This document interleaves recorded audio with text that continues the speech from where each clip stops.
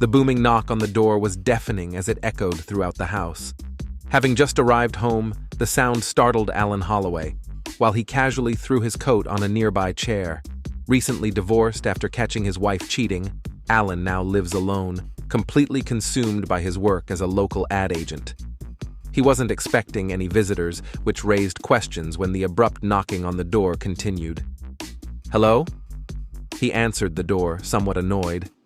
Standing before him was a small-framed man with short, black, disheveled hair. His eyes were dull and almost lifeless. Alan stared at him, confused at first. Then he slowly started to recognize him as an old classmate. "Lonnie?" He smirked, remembering him as a scrawny kid he used to bully. "Little Lonnie McCollin. How the hell are you?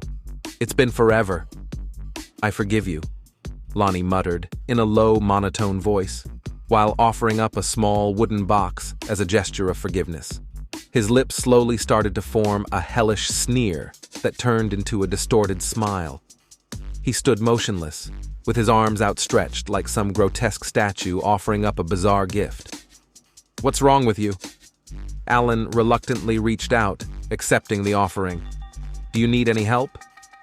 He watched as Lonnie merely turned around and started walking off into the distant, calm, dark night. Confused and startled by the whole thing, Alan called out to Lonnie for some sort of explanation, but Lonnie simply disappeared from view like a ghost in the night. Alan had always felt bad for having picked on Lonnie as kids. He chalked up his behavior to playful hazing and teenage angst. Puzzled by the eerie encounter, Alan locked the door and glanced down at the box. The small wooden box was adorned with strange hieroglyphs and lettering. It was no bigger than a shoebox and surprisingly lightweight.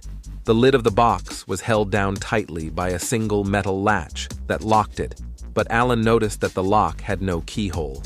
He shook the box, but it made no sound.